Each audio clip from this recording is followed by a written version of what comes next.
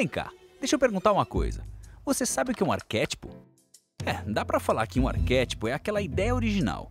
Um conceito responsável por definir as características das mais diversas coisas, utilizado principalmente na criação de personagens. É basicamente um jeito chique de falar sobre clichês. Por exemplo, o herói de origem trágica, o espião charmoso com licença para matar e, no caso de Lupin, o ladrão rico, cavalheiro e galanteador. Sacou? Calma que tudo vai fazer mais sentido. E sim, talvez você nunca tenha ouvido falar sobre Lupin antes, mas garanto que muito provavelmente você já o conhecia e nem sabia. Mas espera aí, quem é Lupin? Se você já viu a série, deve ter uma noção, né? Primeiro que Lupin não é o nome do protagonista, que na verdade é esse cara aqui, o Hassan Diop. Uma pessoa bem diferente da figura de cartola, bigode e monóculo que estampa esse livro que Diop ganhou de presente do seu pai. Sim, Lupin é, na verdade, um personagem da literatura francesa. Criado em 1905 por Maurice Leblanc, ele é o chamado ladrão cavalheiro ou ladrão de casaca, o anti-herói que rouba apenas daqueles que merecem e que serve como inspiração para as atitudes, estilo e até personalidade de Hassan Diop. Já Lupin foi inspirado por um personagem que com certeza você ouviu falar, Sherlock Holmes, criado por Sir Arthur Conan Doyle em 1887. A inspiração foi tanta que em 1910, Leblanc até mesmo escreveu algumas histórias envolvendo os dois personagens. Quer dizer, ou quase isso, já que na época o autor de Sherlock Holmes não curtiu muito esse lance de ficarem usando sua criação sem mais nem menos, sabe? A solução dessa treta foi tão simples que é até engraçada. Leblanc simplesmente mudou o nome do personagem das suas histórias para Sherlock Holmes. Ufa, aí tudo bem, né?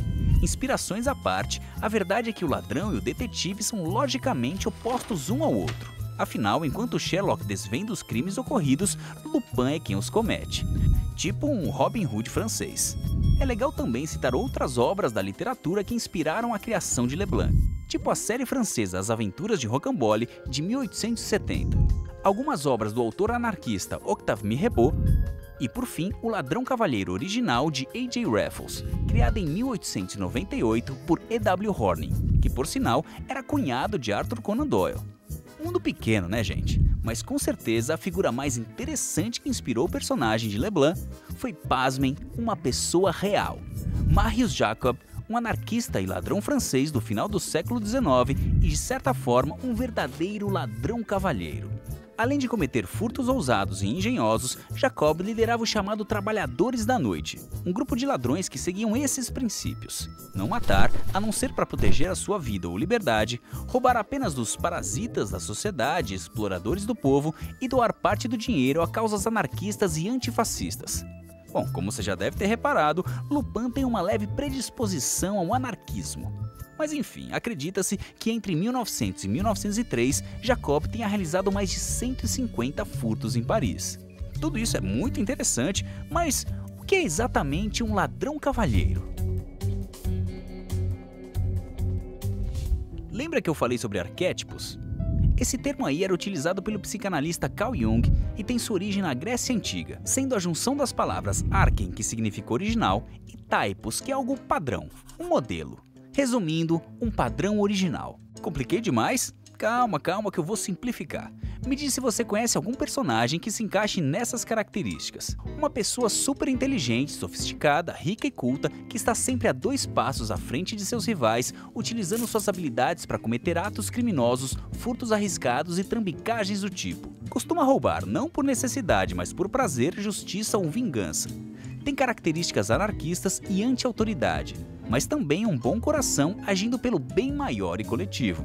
É uma pessoa esguia, malandra, ligeira e prefere sair de situações arriscadas na base do papo, embora saiba se defender se necessário.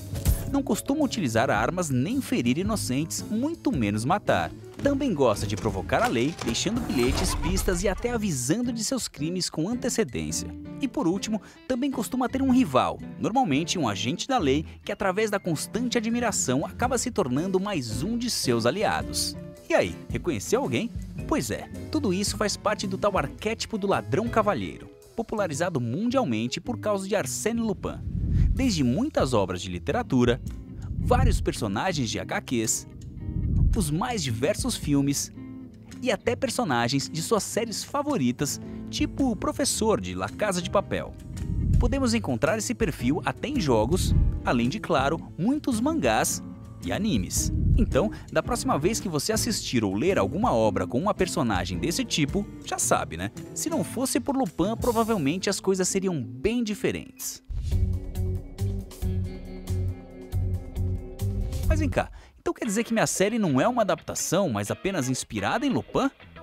Mais ou menos. Na verdade, dá pra falar que ela é tipo uma adaptação modernizada. Por exemplo, o roubo no Louvre, que acontece logo no primeiro episódio, é parcialmente inspirado no conto O Colar da Rainha. E sabe todo aquele lance da fuga da prisão? Então, tá vendo esse livro aqui, lido pelo filho de Diop durante o episódio? Esse é o conto A Fuga de Arsène Lupin, a terceira parte de uma coletânea de contos que detalha a prisão do personagem. Só que diferente do que aparece na série, Lupin não escapa da prisão se fingindo de morto, mas sim utilizando um sósia. Já a parte do fingir de morto para escapar da prisão, embora não venha do conto de Lupin, é um dos subterfúgios mais antigos das narrativas, presente inclusive no clássico O Conde de Monte Cristo. De 1932 até 2020, Lupin já virou filme, série de TV, HQ, jogo, peça de teatro, desenho animado, enfim, um monte de coisas. Aliás, vem cá, você sabia que Lupin é extremamente popular no Japão? É sério, ele já apareceu e foi homenageado em tudo que é lugar. Em Persona 5 dá até pra, digamos, convocar o próprio pra lutar por você. E ainda tem Lupin III, que narra as aventuras do neto do famoso ladrão. Criado por Kazuhiko Kato em 1967, essa obra é quase tão popular quanto a obra original. E, se tiver curioso, tem até um filme dele aqui no meu catálogo, O Castelo de Cagliostro, uma animação de 1979 dirigida por ninguém menos do que Hayao Miyazaki. Isso aqui é um legado de responsa, hein? Ah, só mais uma coisinha. Sabe aquele roubo super ousado que acontece logo no primeiro episódio de Lupin? E se eu te falar que tem outro francês que já fez algo parecido em 2010? Vigerin Tomic, o Homem-Aranha francês, é um dos ladrões mais conhecidos do país. Um ousado praticante de parkour que roubou 5 obras de arte do Museu de Arte Moderna de Paris, avaliadas em 104 milhões de euros. Bom, como estamos falando da vida real, claro que Tomic foi preso. Mas seus métodos acrobáticos e ousadia poderiam impressionar até o próprio Arsène Lupin. Tá aí, se você não conhecia, agora já conhece um dos maiores personagens da literatura mundial, um rival digno de Sherlock Holmes. É sempre bom lembrar que no fim das contas tudo tem uma razão e uma origem. Então, da próxima vez que assistir um filme ou série com aquele personagem que te faz pensar, já vi isso antes, pode ter certeza, tem alguma coisa por trás disso tudo. Uma origem longínqua que vale ser explorada, compreendida e, quem sabe, um novo universo de histórias que você nem conhecia, mas que foram feitas para você.